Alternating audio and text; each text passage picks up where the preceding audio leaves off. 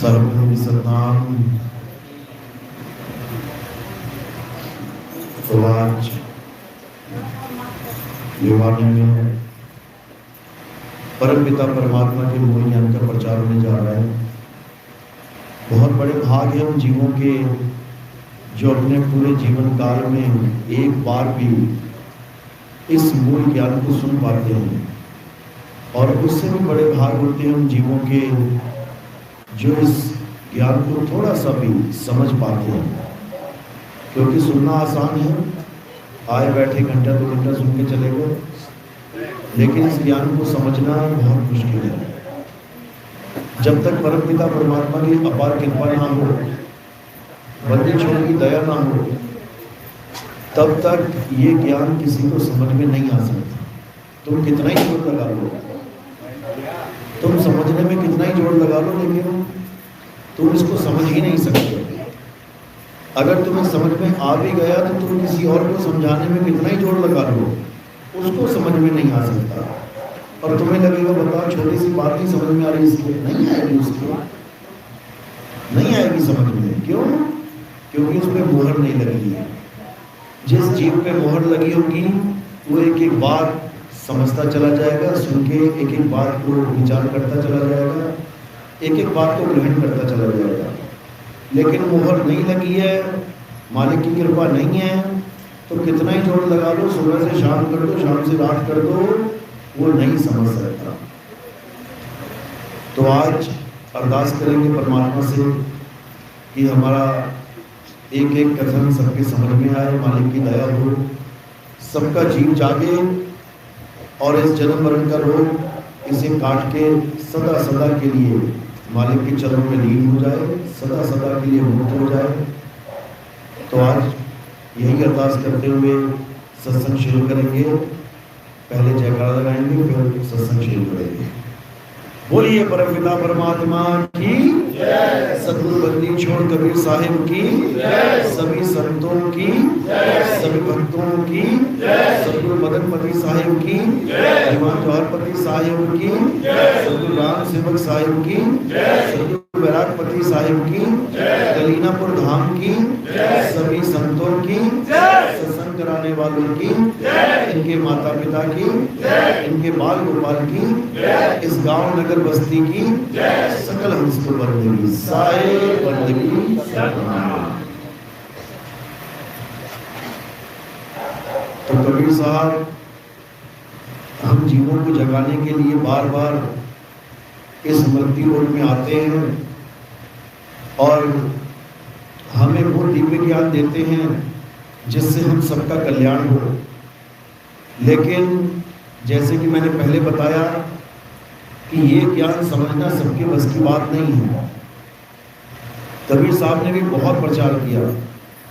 उस वक्त में 64 लाख चेले बनाए, बहुत मुश्किल है।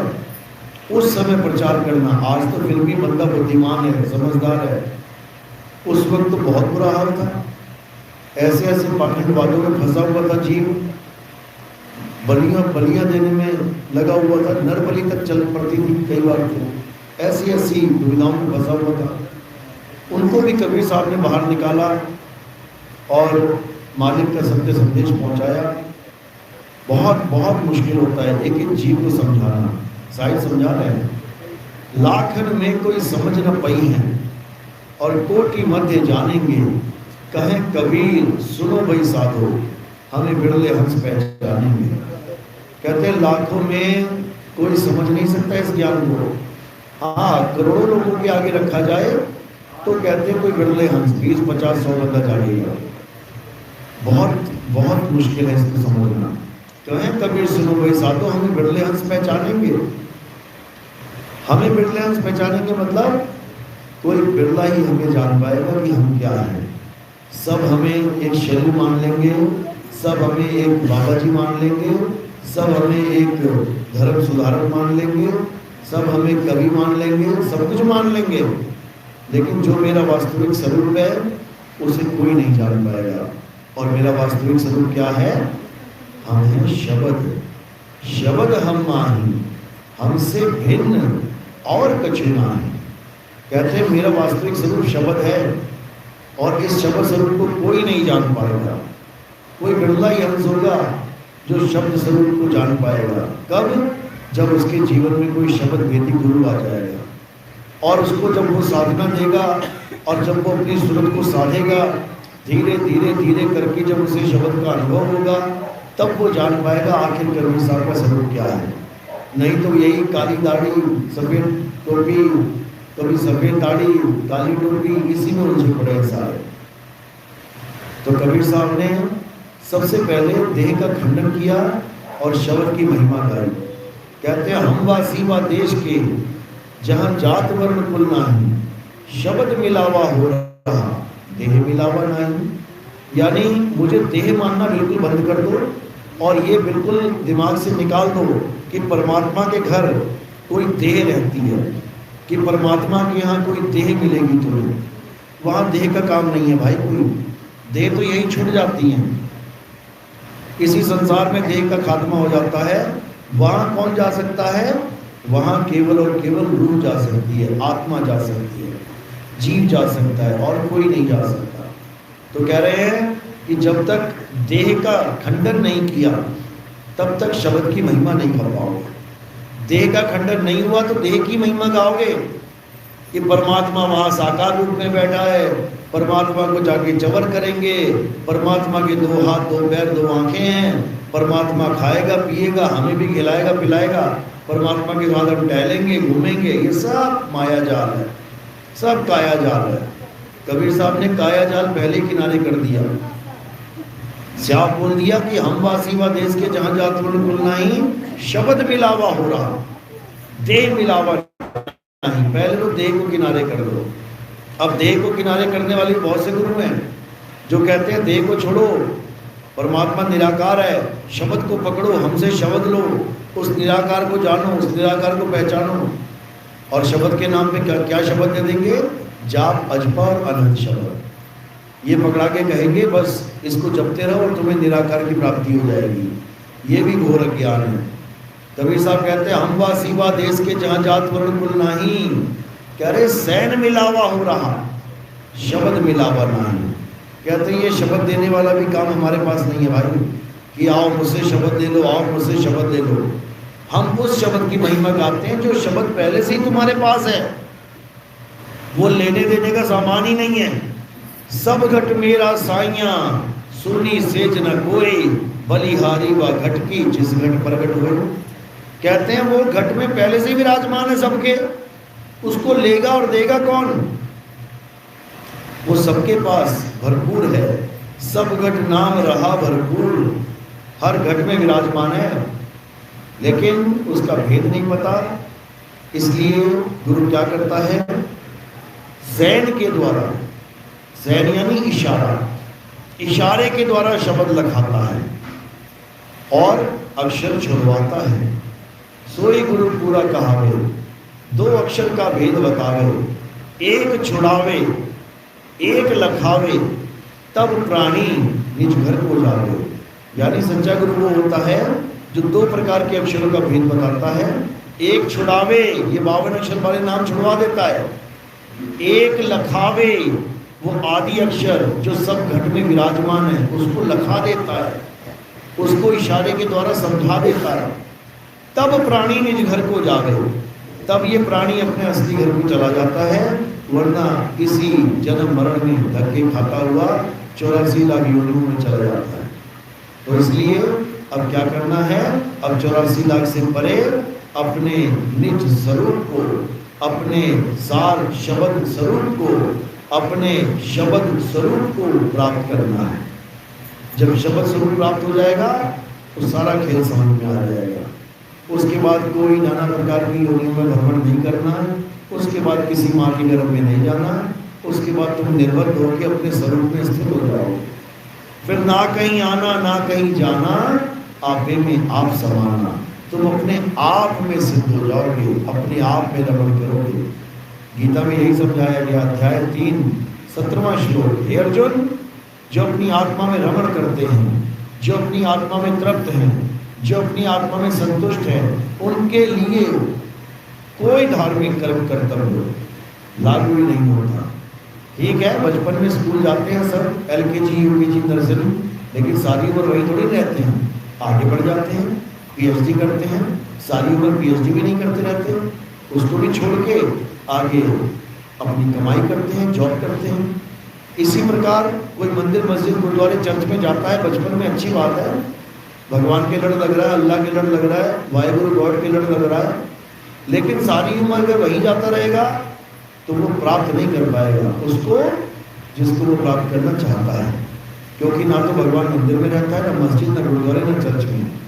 हाँ, भगवान को याद करने का एक जरिया है, भगवान को, अल्लाह को, वाहिगुरु को याद करने का एक जरिया है कि मंदिर वालों, मस्जिद वालों, गुरुद्वारे वालों, चर्च वालों कभी ना कभी जाते जाते सिर झुका देगा, कभी ना कभी आ जाएगा प्रेयर करने, आ जाएगा नमाज पढ़ने, आ जाएगा आरती गाने। तो ठीक है, शुरुआत अच्छी है, लेकिन कोई कहे कि इसी में सारा जीवन बिता देना है तो ये गलत है। गीता में इसका घोर खंडन किया गया है। अध्याय 7 23वां श्लोक। हे अर्जुन, जो देवी देवताओं की शरण में जाते हैं, जो देवी देवता की पूजा करते हैं, वो अल्प बुद्धि जीव हैं। अल्प बुद्धि यानी उनकी बुद्धि कम है, निर्बुद्धि नहीं कहा, बुद्धि नहीं है ऐसा नहीं कहा, अल्प यानी छोटी बुद्धि है। क्यों? क्योंकि वो सत्य को ना जानने के कारण असत्य की पूजा करने में लगे हैं। असत्य क्या है? असत्य शरीर है। सत्य क्या है? सत्य आत्मा है।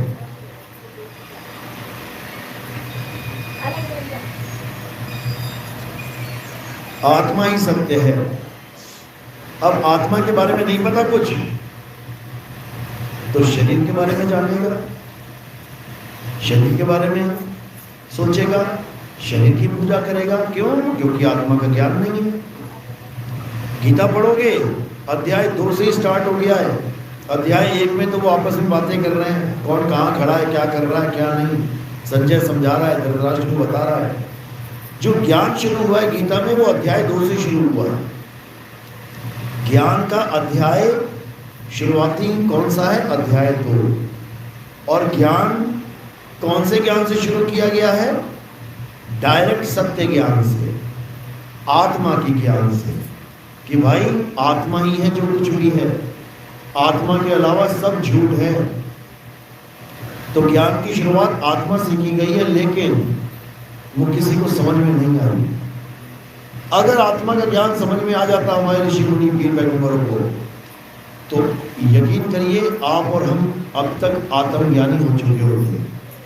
हमें पत्थर ना बुझवाए जाते, हमें मंदिरों में ना बुला के पत्थर बुझवाए जाते, हमें मस्जिदों में ना अरदासें करवाई जाती, नमाजें पढ़ाई जाती, हमें गुरुद्वारों में ना अरदासें करवाते, हमें बाइबल और प्रेयर करवाने के लिए चर्च में नहीं बुलाते, हमें आत्मा का ज्ञान करवाते। धर्म कोई भी है, सत्य सबका एक है। हिंदुओं में भी सत्य है, मुसलमानों में भी सत्य है, ईसाई में भी सत्य है, सिखों में भी सत्य है। हर ग्रंथ में सत्य का पूरा जिक्र है, सत्य आत्मा है, लेकिन हमें आत्मा के बारे में किसी ने कभी नहीं बताया। हमें पूजा विधि बताते रहे, आज सोमवार है इसका व्रत कर लो, आज शनिवार है उसका व्रत कर लो, आज मंगलवार है उसका व्रत कर लो। हमें केवल ग्रंथों के पाठ पठन में लगा के रखा, बाणियाँ गाते रहो, अरदासें करते रहो। हमें ईसा मसीह की चर्च में मोमबत्तियाँ जलाना सिखा दिया, घंटे बजाना सिखा दिया, प्रेयर करना सिखा दिया, लेकिन आत्मा के बारे में कोई बताता ही नहीं है। जबकि पूरा दिन होली स्पिरिट करते रहते हैं, लेकिन होली स्पिरिट का स्वरूप क्या है, होली स्पिरिट कैसे प्राप्त होगी, वो समझ में नहीं आ रहा। तो इसीलिए ये सारा जंजाल क्यों बना है? क्योंकि आत्मा का ज्ञान नहीं है। आत्मा का ज्ञान हो जाएगा तो क्या होगा, ये सब छूट जाएगा, हर चीज से निवृत्त हो जाओगे। हर चीज से जो भी तुम भक्ति के नाम पे कर रहे हो सब छूट जाएगा। क्यों? क्योंकि सत्य केवल एक है। फिर एक सत्य ही आएगा आपके जीवन में, और वो क्या है? हे अर्जुन, आत्मा ही सत्य है। आत्मा का ना तो कभी जन्म होता है, ना ही आत्मा की कभी मृत्यु होती है। यानी सत्य वो है जिसका कभी जन्म और मृत्यु ना हो। लेकिन हम किसकी पूजा कर रहे हैं? जिसका जन्म भी होता है, मृत्यु भी होती है। लगा लो तुम किसी भी अवतार की फोटो देख लो, किसी भी भगवान की फोटो देख लो, क्या वो जन्मे नहीं है क्या? जन्म लेने के बाद शरीर भी छोड़ के गए हैं, शरीर त्याग के गए हैं, शरीर का अंत हुआ है। तो जो जन्मता और मर जाता है वो कभी सत्य नहीं हो सकता। इसलिए शरीर कभी सत्य नहीं हो सकता, चाहे वो हमारा है, चाहे वो तुम्हारा है, चाहे भगवान राम का है, चाहे भगवान कृष्ण का है। सत्य कभी तीर लग के नहीं मरता, लेकिन भगवान कृष्ण जी का शरीर पैर में तीर लग के मर गया। राम जी का शरीर सली नदी में गोता लगा के जल समाधि लेके मर गया।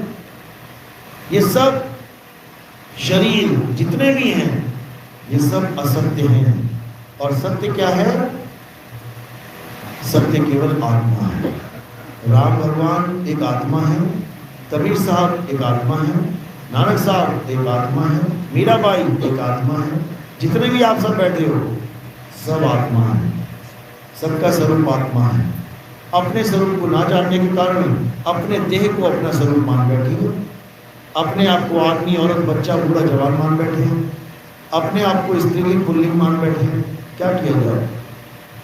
अब एक ही रास्ता है कि तुम्हारे जीवन में गुरु आए और तुम्हें समझाए कि भाई तुम आदमी और औरत नहीं हो, तुम नारी पुरुष नहीं हो, तुम नाशवान शरीर नहीं हो, तुम बच्चा बूढ़ा जवान नहीं हो, तुम क्या हो? तुम अविनाशी अजर अमर आत्मा हो। पहले तो ये तुम्हें समझाएगा गुरु, उसके बाद इसका भेद बताएगा कि तुम्हें अपना अविनाशी स्वरूप प्राप्त कैसे होगा। क्योंकि मुंह से करंट करंट करंट बोलना और कान से करंट करंट करंट सुनना, इन दोनों में करंट का अनुभव नहीं मिलेगा आपको। ये केवल एक ज्ञान दे दिया उन्होंने कि करंट नाम की कोई चीज होती है, लेकिन जो असली करंट है वो कैसे मिलेगा, उसकी प्राप्ति कैसे होगी? जब तुम करंट की तार में हाथ लगा दोगे तब जो तुम्हें झटका लगेगा वो है असली करंट का अनुभव। इसी प्रकार मेरे 1000 बार आत्मा आत्मा कहने से और आपके द्वारा 1000 बार आत्मा आत्मा सुनने से आत्मज्ञान नहीं होगा भाई। आत्मज्ञान एक विधि है, एक तरीका है जो सच्चा गुरु अपने शिष्य को समझाता है कि कैसे अपनी आत्मा को प्राप्त कर सकते हैं। और एक बार जब आत्मा को प्राप्त कर लोगे तो उसके बाद किसी भी जंजाल में पड़ने की जरूरत नहीं है। उसके बाद कोई भी असत्य तुम्हें भरमा नहीं सकता, तुम्हें बरगला नहीं सकता। तुम केवल और केवल सत्य के पुजारी हो जाओगे, सत्य को जानोगे, सत्य को समझोगे, सत्य को प्राप्त करोगे, तब तुम हो जाओगे सत्य संगी। अभी तुम क्या हो? असत्य संगी। जब तक तुम पत्थर की पूजा कर रहे हो असत्य संगी, जब तक तुम शरीरों की पूजा कर रहे हो असत्य संगी, जब तक तुम नदियों की, पहाड़ों की, पर्वतों की पूजा कर रहे हो असत्य संगी, जब तक तुम देवी देवताओं की, पितरों की, भैया भवानी, जितना भी जो तुम्हें दिख रहा है इसकी पूजा कर रहे हो असत्य संगी ही रह जाओगे। जब तक तुम मंत्रों का जाप कर रहे हो, जब तुम हवन यज्ञ पूजा पाठ कर रहे हो, तीर्थ व्रत कर रहे हो, तुम असत संगी ही कहलाओगे। और जिस दिन तुमने ये सब छोड़ दिया, इस सब को किनारे कर दिया, और गीता में जो बताया गया है कि हे अर्जुन, आत्मा ही सत्य है, परम सत्य है, आत्मा को जान। कौन सी आत्मा को? अचल आत्मा को। अचल आत्मा को जान। अब समझना, अब तुझे सत्य मिल गया है, अब तुम अपने आप को सत्संगी कह सकते हो। लेकिन आत्मा की एबीसीडी नहीं पता और दुनिया को अपना लिया, तो फिर असत्य बाल बाल का नहीं कर सकता। तो इसीलिए सबसे बड़ी महिमा किसकी बताई है? गुरु की। अगर गुरु है तो तुम्हें सत्य का ज्ञान करवा देगा, और अगर गुरु नहीं है तो तुम कितनी मगजमारी कर लो, तुम सत्य को नहीं जान पाओगे। इसलिए कबीर साहब ने सबसे पहले गुरु की महिमा गाई है। गुरु बड़े गोविंद से मन में देख विचार, हरि सुमिरे सो बार है और गुरु सुमिरे सो बार। गोविंद की पूजा तो सब करते हैं, सब लगे पड़े हैं, भजो गोविंद हरे गोविंद, भजो गोविंद हरे गोविंद। लेकिन बिना गुरु के गोविंद नहीं मिलने वाला। गोविंद को पाना चाहते हैं, लेकिन बिना गुरु के गोविंद को पाने का भेद नहीं है। इसलिए किसको बड़ा बना दिया? गुरु को बड़ा बना दिया। गुरु बड़े गोविंद से। गोविंद तुम्हारे बिल्कुल पास है, लेकिन वो गोविंद तुम्हें मुक्त नहीं कर पा रहा है। जन्मों जन्मों से तुम्हारे पास है, फिर भी तुम 84 में जा रहे हो, फिर भी तुम भटक रहे हो। वो गुरु गोविंद क्यों नहीं मदद कर रहा है? क्योंकि तुम्हारे जीवन में वेदी गुरु नहीं आया है। जब वेदी गुरु आ जाएगा और गोविंद की असली पूजा बता देगा, तो गोविंद पूरी मदद करेगा। कारण क्या है? क्योंकि गोविंद तक हम पहुंच ही नहीं पा रहे हैं, गोविंद तक हमारी अरदास जा ही नहीं रही है, गोविंद तक हमारी पहुंच बनी नहीं पा रही है। हम संसार में भटक रहे हैं, हमारी सुरता संसार में अटकी पड़ी हुई है, और चाहती गोविंद को है। कैसे मिलेगा? नहीं मिलेगा। तो कहते हैं सुरत बसी संसार में, तासे पड़ गई दूर, और सुरत बांध स्थिर करो, आठों पहरों चूर। यानी हम मालिक से दूर हैं तो क्यों हैं? पहले इस भेद को समझ लो। परमात्मा से हम दूर हैं तो क्यों हैं? क्योंकि हमारा ध्यान संसार में फंसा हुआ है। मेरी बीवी, मेरा बच्चा, मेरा पति, मेरे माँ, मेरे बाप, मेरे पोते पोती, मेरा मकान दुकान, मेरी जायदाद, मेरा पैसा, सब इसी में उलझे पड़े हैं। ठीक है, ये भी जरूरी है जीवन जीने के लिए, लेकिन इसको ऐसे ही रखो जो जीवन जीने के लिए जरूरी है। ये जीवन नहीं है तुम्हारा, ये जीवन नहीं है तुम्हारा कि तुम सारा ध्यान इसी में लगा दो। तुम्हारे पास किराए का कमरा है, ठीक है, रहना हमने उसी में है, हाँ, लेकिन वो हमारा नहीं है। हमें ज़्यादा चिंता नहीं करनी चाहिए किराए के कमरे की।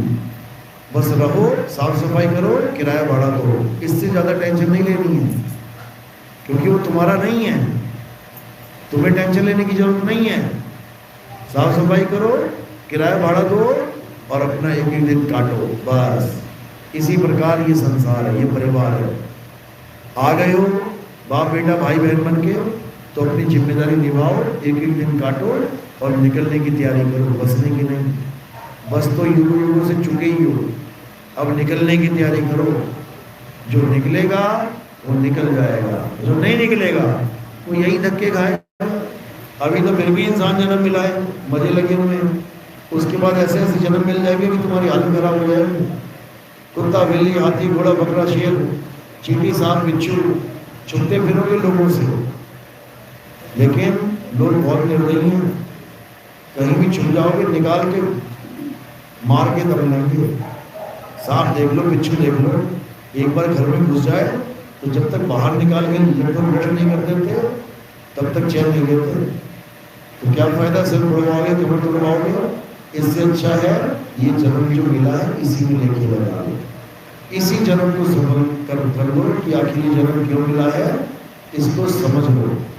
जन्म केवल एक कारण के लिए मिला है, दूसरा कोई कारण है ही नहीं। एक कारण क्या है? अपने आत्म स्वरूप को जानना, इसके लिए जन्म मिला है।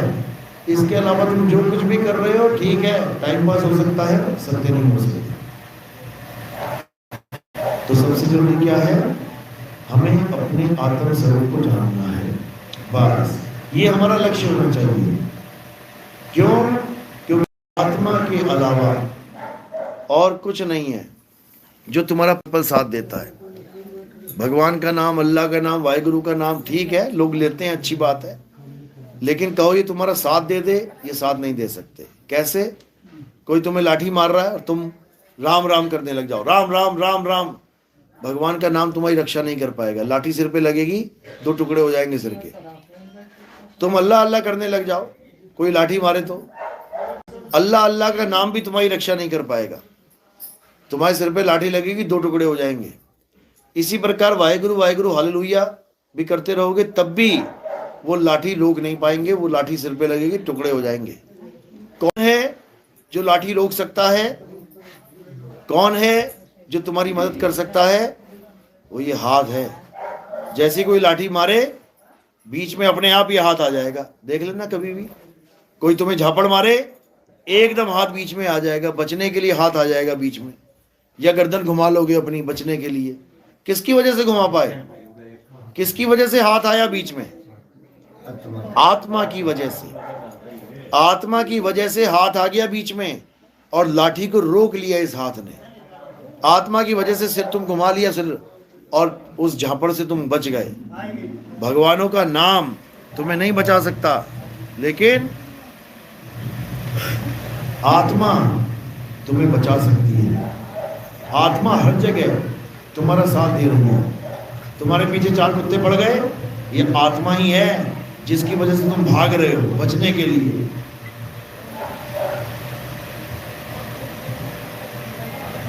कोई कहे राम राम अल्लाह अल्लाह करके कुत्ते भाग जाएंगे, या कोई मंत्र जप के कुत्ते भाग जाएंगे, भूल जाओ, वो तुम्हारे बस की बात नहीं है। कुत्ता भगाना ऐसा इस दुनिया में कोई मंत्र नहीं है जो कुत्ता छोड़ो मच्छर को भी भगा सके। ये जो बड़े बड़े बाबा तुम्हें सांत्वना देते हैं, तुम्हें भ्रम में डालते हैं कि ये मंत्र जप लो 11 बार, ये मंत्र जप लो 21 बार, ये मंत्र जप लो 51 बार, बड़ी से बड़ी बला टल जाएगी। मच्छर नहीं टाल सकते, मच्छर। उसके लिए मॉर्टिन लगाते हैं, कछुआ छाप अगरबत्ती लगाते हैं ये लोग, और बातें बड़ी बड़ी करते हैं। इसलिए कबीर साहब ने भयंकर खंडन किया इसका। तंत्रों मंत्रों का खंडन किया कबीर साहब ने। तंत्र मंत्र सब झूठ है, इनमें ना उलझे कोई, और सार शब्द जाने बिना काका हंस ना होए। सार शब्द क्या है? तुम्हारा सत्य स्वरूप, तुम्हारा आत्म स्वरूप, जिसको पाने के लिए सब संतों ने अपनी वाणियों में कलम तोड़ महिमा गाई है। कबीर साहब समझा रहे हैं कि घर घर मंत्र देत फिरत है माया के अभिमाना, गुरुआ सहित शिष्य सब बूढ़े, अंत काल पछताना, साधो देखो ये जग बौराना। ये जितने गुरु मंत्र देते हैं घर घर जाके, कहते हैं बर्बाद कर दिया इन लोगों ने, समाज का खात्मा कर दिया इन लोगों ने, बुद्धि विवेक खत्म कर दी इन लोगों ने, पत्थर के पुजारी बना दिया इन लोगों ने, पत्थर को भगवान सिद्ध कर दिया इन लोगों ने। जबकि भगवान कभी पत्थर के थे ही नहीं। न राम पत्थर के थे, न श्याम पत्थर के थे, न हनुमान पत्थर के थे, न देवी पत्थर की थी, न भोले शंकर पत्थर के थे। तो ये पत्थर कहाँ से आ गया बीच में? ये पत्थर इसलिए आया मेरे भाई, क्योंकि इन लोगों को आत्मा का ज्ञान ही नहीं पता है। इन्हें नहीं समझ में आ सकता ये आत्मा चीज क्या है। इसलिए किसी न किसी की तो पूजा करनी है, तो पत्थर ही सही, जबकि ये घोर अज्ञान है। कबीर साहब कहते हैं, अरे पाथर पूजे हरि मिले, तो मैं पूजू पहाड़, और वहां से ये चाकी भली पीस खाए संसार। कहते हैं लाख गुना अच्छी चक्की है उस पत्थर से जिसको तुम भगवान मान बैठे हो। भगवान वाले पत्थर के पास जाके तुम 50 किलो गेहूं के दाने रखाना और बोलना भगवान जी इसको पीस के रख देना, मैं आता हूँ, शाम को आता हूँ ऑफिस। पीस देगा भगवान? क्या है, नहीं पीसेगा। लेकिन आप देखोगे जो चक्की है उसमें आप ये दाने डाल के पीस के इसको आटा बना सकते हैं, जिसको खा के तुम्हारे घर के बच्चे, तुम्हारे माँ बाप अपनी आंखें खोल सकते हैं, उनका पेट भरेगा इसको खाने से।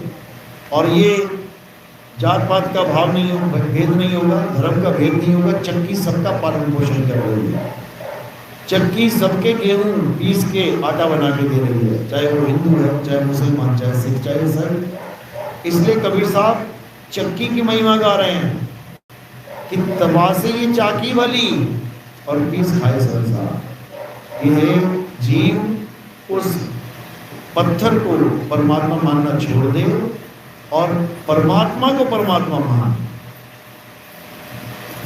असत्य को त्याग, सत्य को ग्रहण कर, तब तेरा कल्याण हो जाएगा। तब तुझे एक ऐसा ज्ञान हो जाएगा जिसको आत्मज्ञान कहते हैं। आत्मज्ञान का मतलब क्या होता है? खुद का ज्ञान हो जाना। जैसे आत्मकथा लिखता है कोई, तो किसकी कथा लिख रहा है? खुद की। आत्महत्या करता है कोई, तो किसकी हत्या कर रहा है? खुद की। आत्म रक्षा कोई करता है तो किसकी रक्षा कर रहा है? खुद की। आत्म कल्याण कोई कर रहा है तो किसका कल्याण हो रहा है? खुद का। आत्मविश्वास में कोई रहता है तो किस पे विश्वास कर रहा है? खुद पे। आत्मनिर्भर कोई है तो किस पे निर्भर है? खुद पे। इसी प्रकार आत्मज्ञान है, इसका मतलब खुद का ज्ञान, किसी और का नहीं। इसीलिए बोला जल में मीन प्यासी, मोहे देखत आवे हासी, आत्म ज्ञान बिना नर भटके, कभी कावा कभी काशी। आत्म ज्ञान बिना नर भटके, क्या मतलब है इसका? आत्मज्ञान यानी खुद का ज्ञान। मुझे ये पता होना चाहिए कि आखिर मैं हूं क्या, और जब मैं ये जान जाऊंगा कि मैं क्या हूं, तो याद रखना हमें परमात्मा का ही स्वरूप पता लग जाएगा। क्योंकि जो तू सो हम, जैसा तू वैसे हम दोनों में कोई भेद ही नहीं है। भेद क्या है? केवल इस काया का भेद है। उसका भी भेद खत्म करते हुए गुरबाणी क्या कहती है? हरि का सेवक हरि के जैसा, भेद न जानो मानस देहा। कहते कई गलती से शरीर मान के तुम उसमें भेद मत कर लेना। हरि का सेवक हरि के जैसा। कुएं में से तुम एक मटका पानी लेके आए, तो वो एक मटका पानी कैसा है? कुएं के पानी जैसा है। लेकिन भेद क्या पड़ गया कि वो मटके में आ गया। अब वो अपने आप को मटका समझ रहा है। समुद्र का पानी ले आए तो बाल्टी भर के, तो समुद्र का पानी जो तुम लेके आए हो किसके जैसा है? समुद्र के जैसा है। बस भेद क्या रह गया कि वो बाल्टी समझने लग गया अपने आप को। यानी ये बाहर का जो कवर है, इस कवर को अपना स्वरूप मान बैठा वो पानी। वो पानी क्या है? वो जीवात्मा है। और समुद्र क्या है? वो परमात्मा है। अब क्या करना है? जीव को पीर में यानी जीवात्मा को परमात्मा में समाना है।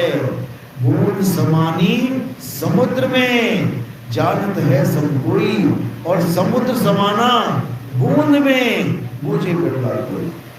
समुद्र समाना बूंद में का मतलब क्या होता है कि पूरे समुद्र को जानना है तो केवल एक बूंद को जान लो। बूंद को जान लिया तो सारे समुद्र को जान लिया। इसीलिए परमात्मा को जानने से पहले किसको जानना है? खुद को जान ले।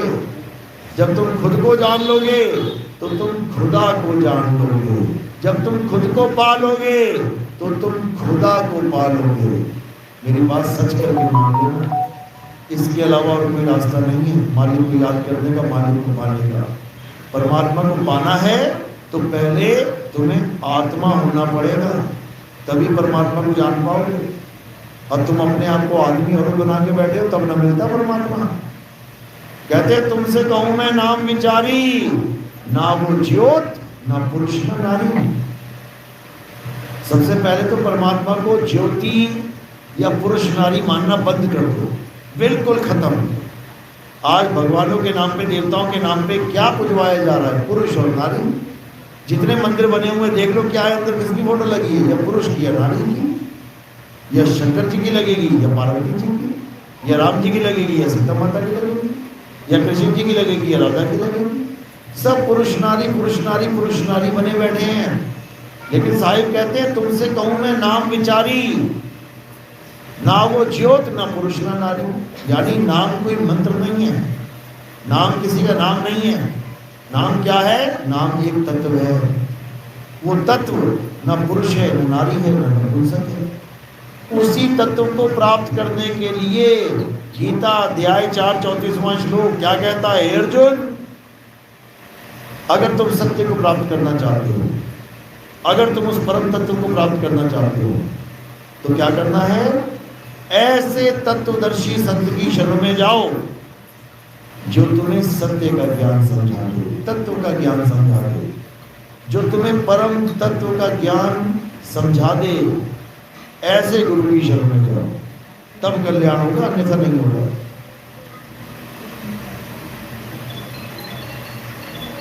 तो समझाने में तो कोई कसर नहीं छोड़ी, लेकिन ये जीव समझ नहीं पाया, ये जीव नहीं समझ पाया। कबीर साहब ने आदि नाम, अमर नाम, अजर नाम, अकह नाम, अडोल नाम, अबोल नाम, नियक्षर नाम, निज नाम, नी शब्द, नी तत्व, कितने नाम दे डाले उस परमात्मा को। ये सारे उसके नाम है परमात्मा के। कितनी तरीके से समझाने की कोशिश करूं उस आदि नाम को, लेकिन ये जीव समझ ही नहीं पाया। कहते आदि नाम हम भाग सुनाया, ये मूर्ख जीव समझ नहीं पाया। करे तो करे क्या?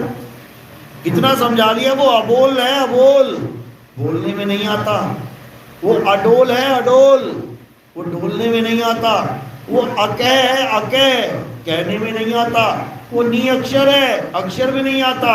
वो नी शब्द है, शब्दों में नहीं आता। वो नी तत्व है, इन नाशवान तत्वों में नहीं आता। कौन समझ रहा है? कोई नहीं समझ रहा। कह के चले गए, लेकिन कोई बिरला ही है जो समझ पाया, नहीं तो सबके ऊपर से जाती हुई ये बात है। लेकिन आज ऐसा नहीं है।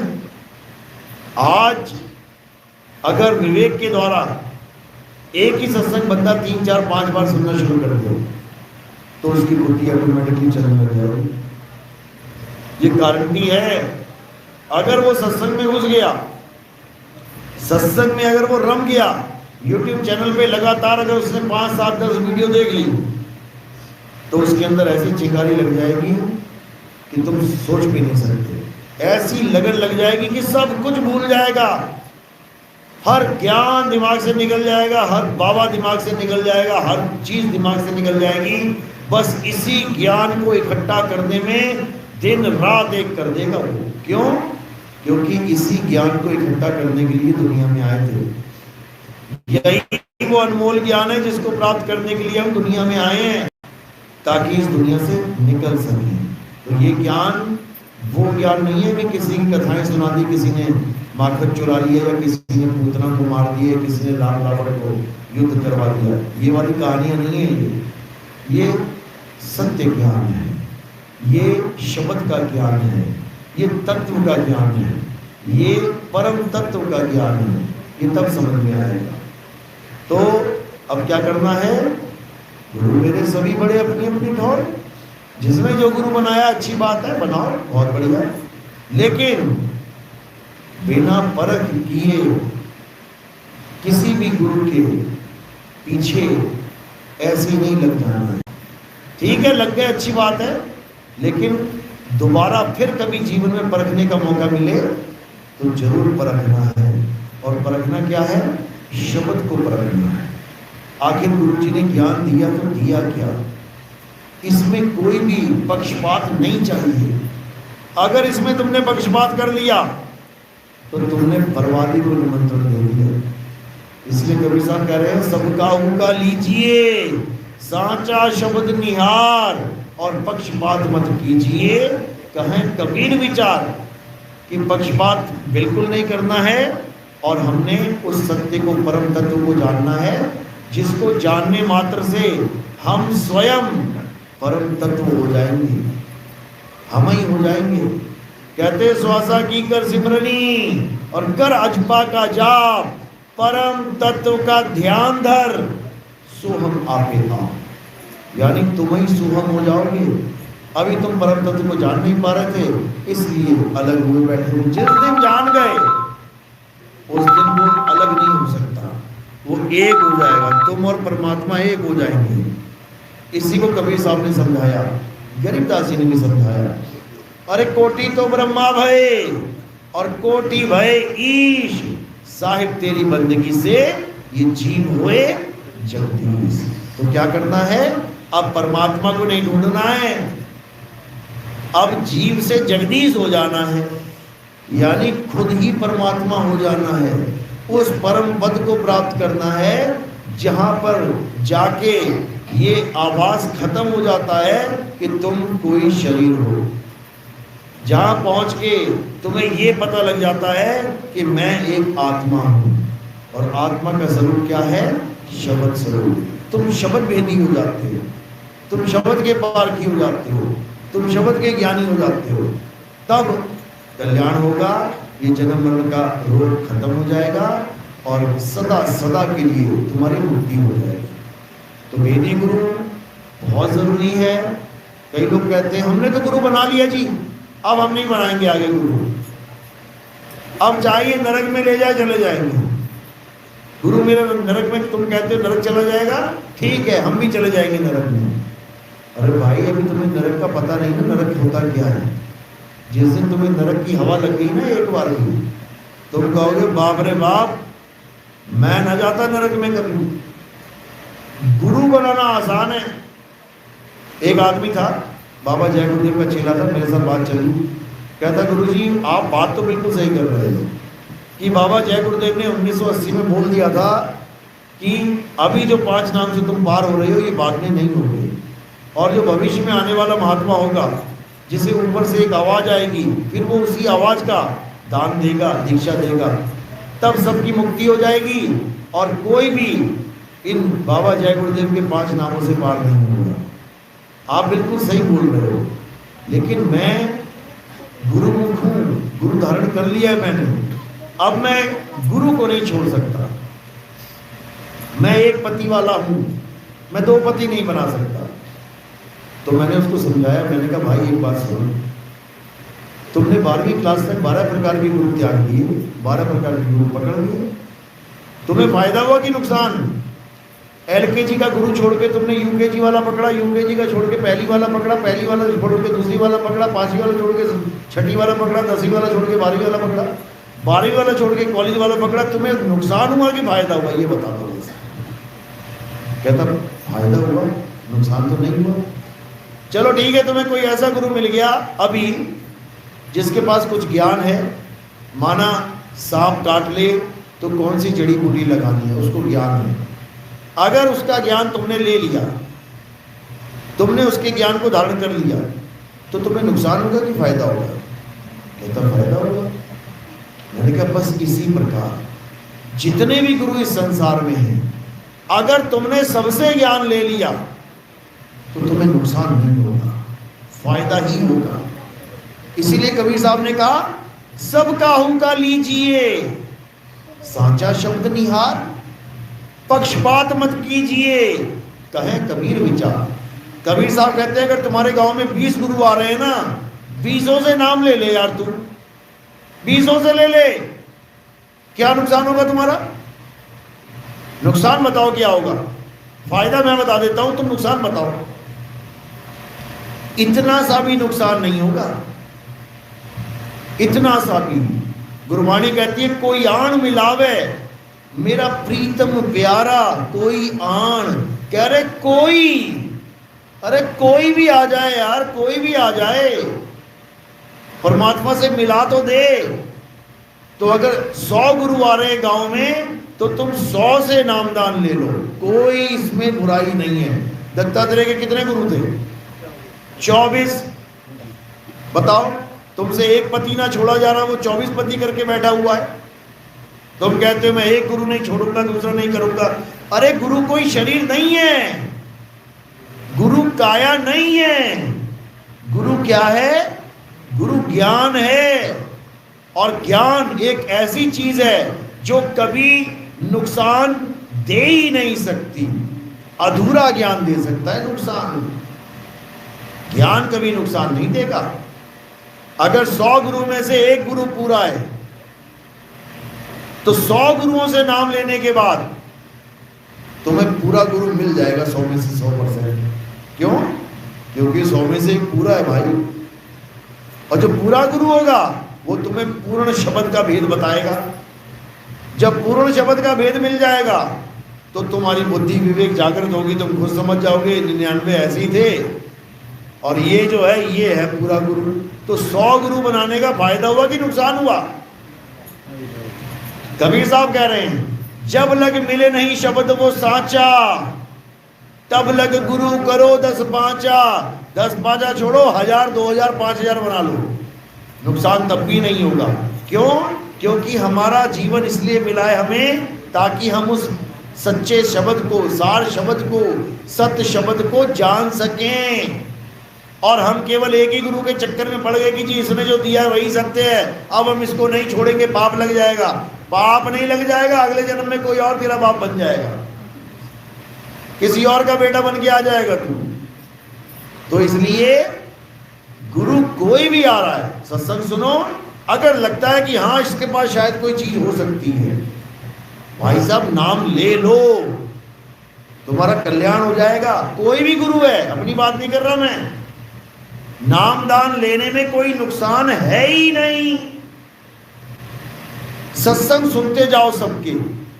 कबीर साहब कह रहे सबका हूं का लीजिए, सबका ले लो, साचा शब्द निहार। जो शब्द गुरु लेके बैठा है ले ले। तू क्या देता है? मैं तो ओम कलियम हरियम देता हूं, ले लो, कोई बात नहीं, परख करो। यार ये ओम कलियम हरियम जच नहीं रहा भाई, ये तो काम खराब है, छोड़ दो। कोई नुकसान हुआ क्या? कोई नुकसान नहीं हुआ। दूसरे ने दे दिया हरे कृष्णा हरे राम, ले ले लिया हरे कृष्णा हरे राम। अब समझ में आ रहा नहीं यार बात नहीं बन रही, ये तो 52 अक्षर ही है यार। वाणी तो कुछ और कह रही है, वाणी कह रही है 52 अक्षर जीव आधारा, आदि अक्षर जीव व्यास है न्यारा। इसका मतलब ये तो जीव आधारा वाले नाम है, छोड़ दो। कोई नुकसान हुआ क्या? कोई नुकसान नहीं हुआ। उसके बाद किसी और ने दे दिया राधे राधे राधे राधे, फिर समझ में आ गया अच्छा ये भी 52 अक्षर का खेल है, छोड़ दो, क्या नुकसान हुआ।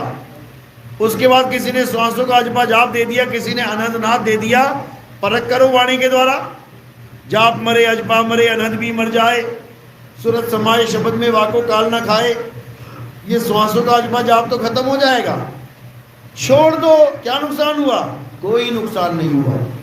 लेकिन 100 गुरुओं में से 100 का नाम लेके अगर एक गुरु पूरा है तो भाई साहब आपका काम बन जाएगा। क्यों? हमें तो सच्चे शब्द से मतलब है, हमें तो सच्चे नाम से मतलब है।